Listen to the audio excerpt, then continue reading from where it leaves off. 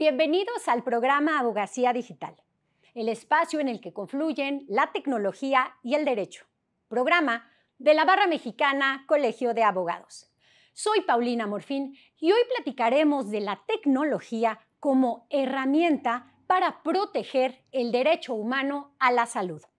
Para ello, contamos con la presencia de la abogada Mariana Muredu Gilabert.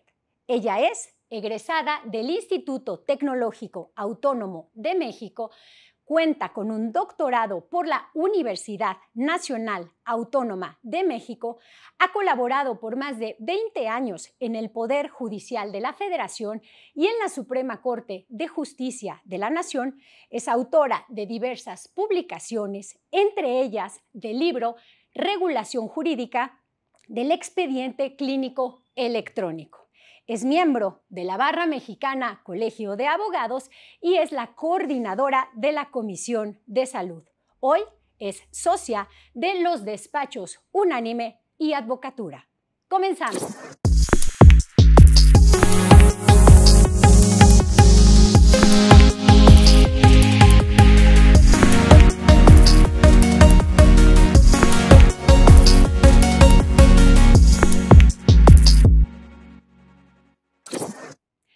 En junio del 2011 se llevó a cabo una importante reforma a la Constitución Política de los Estados Unidos Mexicanos en materia de derechos humanos y se estableció que la autoridad debe de promover, proteger y garantizar la existencia de estos derechos dentro del ámbito de su competencia.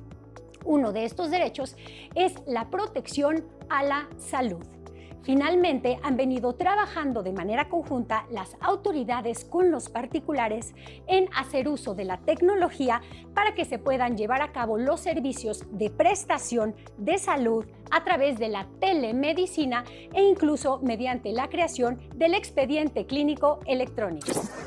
Mariana, muchísimas gracias por haber aceptado la invitación a participar en este programa Abogacía Digital de la Barra Mexicana Colegio de Abogados. No, al contrario, Paulina, gracias a ti, gracias a la Barra por estos espacios y por permitirme compartir ahora sí que la experiencia en relación a los temas de salud. Fíjate, Mariana, que es un tema muy interesante porque normalmente nosotros como abogados o las personas que están estudiando derecho no vemos en algunas ocasiones un vínculo respecto de el tema jurídico relacionado con la salud. A mí me gustaría que comenzáramos platicándole a nuestra audiencia en qué consiste este derecho a la salud que se tiene y, en su caso, si se encuentra regulado en algún lugar del sistema jurídico mexicano. Claro que sí, Paulina. Bueno, mira, el derecho a la salud está constituido, está establecido en la Constitución Política de los Estados Unidos Mexicanos, en el artículo 4 constitucional, y en él se establece que todas las personas que viven en el país tienen derecho a la salud, a la protección al derecho a la salud. Esto significa que el Estado tiene la obligación de proporcionar a todas las personas, y hago énfasis en esto porque no es a los mexicanos, es a todas las personas que se encuentran en el territorio nacional, a que tengan acceso al derecho a la salud, que el derecho a la salud sea accesible, sea asequible y que el Estado pueda de alguna manera proporcionarles todas las condiciones para que estas personas, para que todos podamos tener acceso a este derecho. Es básicamente lo que dice. Ahora, el derecho a la salud no solamente está constituido en la Constitución mexicana, no está solamente puesto en la Constitución mexicana, sino en los tratados internacionales. Entonces, esto hace que sea todavía de una jerarquía más alta y que evidentemente le genera a los habitantes del país pues un derecho de exigencia importante, ¿no? Oye, Mariana, ¿y cómo es que el Estado implementa esta protección al derecho a la salud? Bueno, pues evidentemente a través, por ejemplo, de todas estas instituciones públicas como existe el Seguro Social, el ISSSTE, la Secretaría de Salud a su vez tiene clínicas específicas para la atención, el IMSS Bienestar ahora, pues que fue el INSABI o que fue antes el Seguro Popular. Todas estas instituciones son justamente las herramientas que utiliza el Estado para hacer llegar a la población el derecho a la salud. También, por ejemplo, tienes instituciones como Pemex, tienes la Secretaría de la Marina. Todas estas instituciones son instituciones que prestan el servicio de salud a la población. Y además, pues tienes evidentemente la posibilidad, el Estado también, como no es capaz de otorgarle a todo mundo, porque no es, la infraestructura no da y los recursos tampoco, permite que los particulares también presten el servicio de salud a la población. Oye, Mariana, ¿y cómo es que la tecnología ha venido apoyando o auxiliando a la prestación de servicios de salud y que esta se lleve a cabo de forma mucho más eficiente? Mira, el derecho a la salud ha ido avanzando a través de las tecnologías de la información y la comunicación desde hace más o menos 20 años, 25 años, a nivel mundial. Y en muchos países ya existe el expediente clínico electrónico y existe obviamente también el recurso de la telemedicina, que también es importantísimo, porque puedes llegar a muchos lugares aunque no haya los médicos en ese lugar. Entonces, esto hace que puedas tener acceso de entrada a la información del paciente de una forma mucho más eficiente, que tú puedas tener una consulta mucho más corta, porque ya no tienes que decirle al paciente, a ver, ahora cuénteme todo, por favor, otra vez, sino que tú ya tienes una base de datos en la que puedes consultar todo lo que le ha pasado al paciente, ¿no? Entonces, esto es importantísimo. ¿Qué es lo que pasa en México? Que desafortunadamente hoy todavía no tenemos toda esa infraestructura, ¿no? Entonces, a pesar de que existe, y de hecho desde el Plan Nacional de Salud de 2012-2018, uno de los objetivos en materia de salud era la implantación del expediente clínico electrónico único. Y ahorita, si quieres, platicamos por qué la importancia del expediente clínico único. El expediente clínico es un derecho de las personas. Todas las personas tenemos derecho a tener un expediente clínico. ¿Y por qué era importante tener un expediente clínico electrónico único? Porque, como hemos platicado muchas veces tú y yo, o hemos platicado, tú tienes tantos expedientes como médicos a los que acudes, sí, ¿no? Sí, y tienes que guardar la radiografía y cada que vuelves a ir con un nuevo médico porque te ve la cabeza, pero ahora el brazo, tienes que volver a contar toda la historia, incluso de tus antecedentes, de tu familia, y las consultas se vuelven eternas, interminables, claro. Exacto. Y por ejemplo, las personas del Seguro Social, los médicos que trabajan en el Seguro Social, tienen muy claro que tienen que atender a un paciente en 15 minutos. Entonces, tú explícame, por favor, cómo atiendes a un paciente en 15 minutos, lo diagnosticas, te enteras de todo lo que le está pasando y además lo recetas. No hay manera. Cuando te tiene que contar todo lo que le ha pasado, toda su antecedente clínico a lo largo de su vida o la de su familia. O si tienes alguna alergia o si hubo alguna complicación. Digo, ahí hay muchas personas que han tenido muchos problemas en diferentes, digamos, áreas del cuerpo a lo mejor y pues resumirlas en cuestión de minutos, como señalas, es imposible. Es imposible. Entonces, la realidad es que el expediente clínico electrónico podría de muchas formas resolver estos temas y haría, por un lado, que pudieras llegar a más gente, que pudiera la gente más tener acceso a su información en cualquier momento, porque esto también es importantísimo, y que los médicos tratantes pudieran tener acceso a la información, no solamente de la que ellos están recabando, sino de la que se ha recabado a lo largo de la vida de una persona, ¿no? Oye, Mariana, ¿y es obligatorio contar con este expediente clínico electrónico? No. Mira, es obligatorio contar con un expediente clínico tradicional, por decirlo de alguna manera, el que todos conocemos, el que tenemos pues ya sabemos que los médicos tienen sus carpetas o sus folders y ahí van anotando sus cosas. Algunos son mucho más, digamos, avanzados y lo hacen en la computadora, otros lo hacen a mano y van anotando y tú cada vez que vas al médico te saca tu carpetita y dice, la última vez que viniste me dijiste tal cosa, ¿no? Bueno, pues sí, a esto todo tenemos derecho.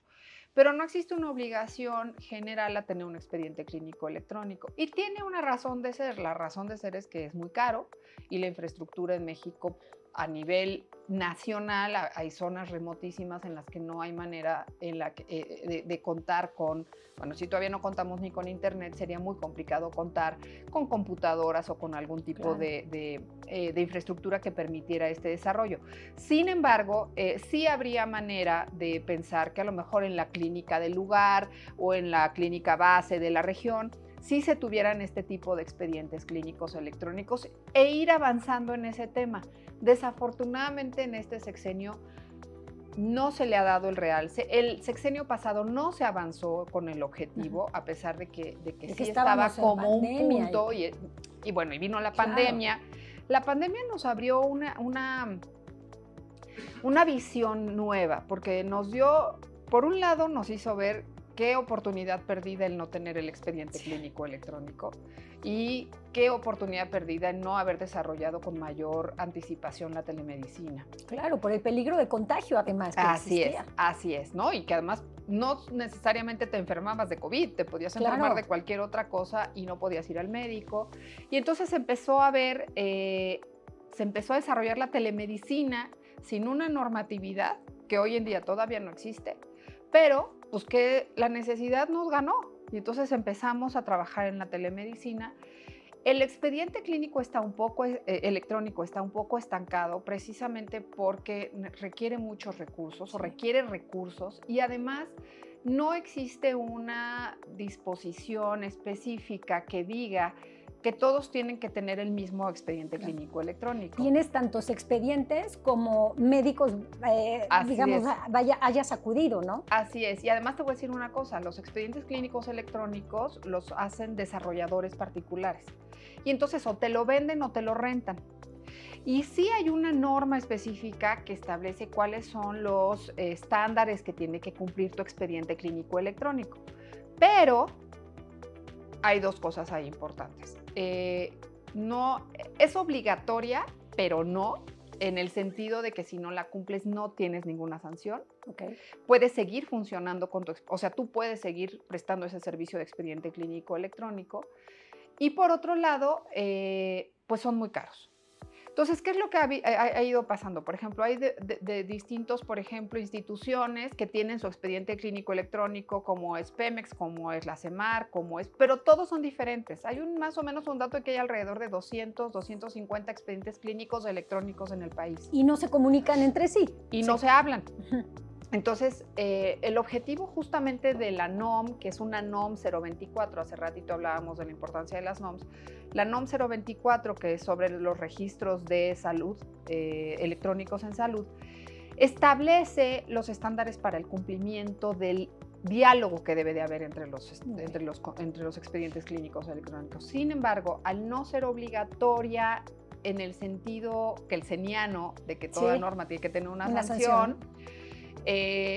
Pues si no se cumple no pasa nada y lo único que no te llevas es una certificación de la Dirección General de Información en Salud, de la Secretaría de Salud, pero pues puedes seguir ocupándolo.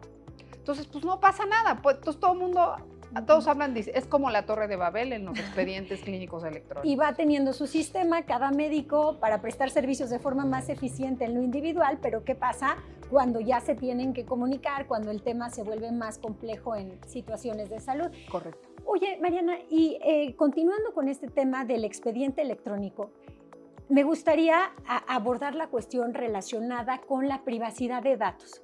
¿Quién es el dueño de la información? Porque es tu salud, tú acudes como paciente a ir a ver a un médico, pero quien desarrolló el sistema es el médico. Entonces, ¿cómo pudiéramos o cómo se encuentra regulado, si es que lo existe, esa información del expediente electrónico y de quién es la información contenida en el mismo?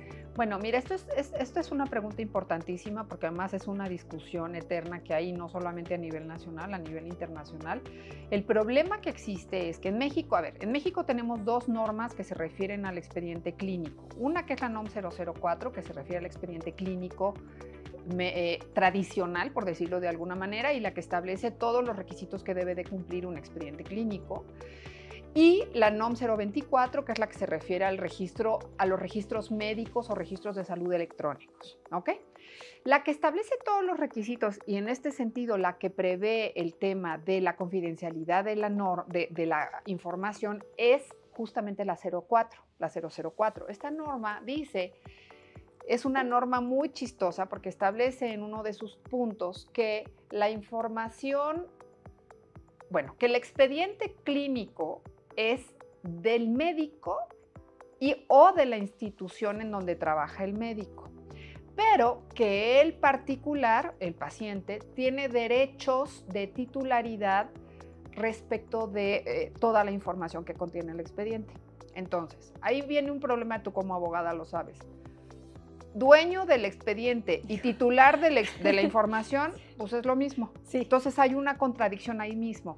Entonces, realmente lo que se ha dicho y lo que dicen las personas que han estudiado el tema es que aquí no tenemos realmente que discutir sobre el tema de la propiedad del expediente. Creo que ya inclusive en México la Suprema Corte se ha decantado, y tanto el INAI como el Poder Judicial, en el sentido de que el expediente es del paciente, Pero los médicos sí tienen derechos respecto de los expedientes que van integrando a lo largo de una consulta o del tiempo que tratan a una persona. Entonces, es más bien qué tipo de derechos tiene cada una de las personas que participan en la integración del expediente y derivado de eso, qué puedes hacer o no puedes hacer con él. Entonces, por ejemplo, efectivamente, la NOM es contradictoria en esa parte, pero ya la Corte y el INAI ha ido estableciendo pues, que es del paciente. Sin embargo, no se ha actualizado la NOM. Entonces, como no se ha actualizado la NOM, cada vez que un paciente quiere información de su expediente, tiene que pedirlo. La NOM solamente prevé que pidas un resumen y los médicos solamente, supuestamente, tienen obligación de otorgarte un resumen, cuando en realidad, pues ya los criterios jurisprudenciales han dicho, pues no es el resumen, te lo tienen que dar todo. Claro. Pero ahí viene otro problema. Hay médicos que dicen, oye, espera, pero es que en el expediente vienen datos que a lo mejor el paciente no entiende, porque son temas pues, que tienen que ver con mi lex artis. Claro. Y que yo tendría que explicarle al paciente por qué lo estoy poniendo. Y también hay que hacer que se llaman las notas médicas. Estas notas médicas son justamente las apreciaciones y disertaciones que hacen los médicos cuando están viendo un paciente y que es, por ejemplo, y te pongo un ejemplo, que llega una persona con el médico y le dice, oiga, tengo un problema aquí del hígado, tal, oiga, ¿usted ingiere alcohol, toma alcohol? No, yo no tomo alcohol. Y el médico dice, trae aliento alcohólico. Parece ser que pudiera, y me está diciendo mentiras, sí, ¿no? Claro, o sea, de alguna manera claro. eso está implicando. Si el paciente se entera de eso, pues va a arder Troya y le va a perder la confianza al médico, pero el médico tiene el derecho a hacer ese tipo de notas. Claro, entonces, porque es lo que percibe con sus sentidos, con su expertise. Así es, con su experiencia, con sus conocimientos. Entonces dices, a ver, ¿hasta dónde el médico sí tendría derecho a decir, esta parte no te la puedo dejar ver, o por lo menos no te la puedo dejar ver así libremente? La tienes que ver a través de un perito en salud, otro médico que le dijera, a ver, oiga, pues mire, esto significa tal, usted trae estos síntomas, en fin, esas situaciones. Entonces, te digo, el tema de la propiedad del expediente es un tema muy discutido. Oye, Mariana, y pensando en terceros que puedan tener acceso a esta información, terceros, por ejemplo, como el Estado, como particulares, las aseguradoras, ¿no? Porque ellas definen las primas que tienes que pagar acorde al riesgo que representa el paciente de enfermarse o no. Claro. Entonces, ¿puede tener acceso el Estado a esta información? ¿Pudiera tener acceso un particular a la información del expediente clínico de otra persona? Mira, el expediente clínico puede darse a conocer o debe darse a conocer a cualquier tipo de autoridad administrativa o jurisdiccional, evidentemente derivado de que haya una especie de controversia o de litigio en relación al tema, ¿no? O simplemente hay alguna cuestión, algún cuestionamiento respecto de si hubo lex artis ad hoc o no, de que si hubo una mala praxis, lo que sea. Entonces, las autoridades sí tienen derecho a ver un expediente clínico de una manera, o ya sabes, fundada, motivada. Correcto. Y justificando la razón de tal.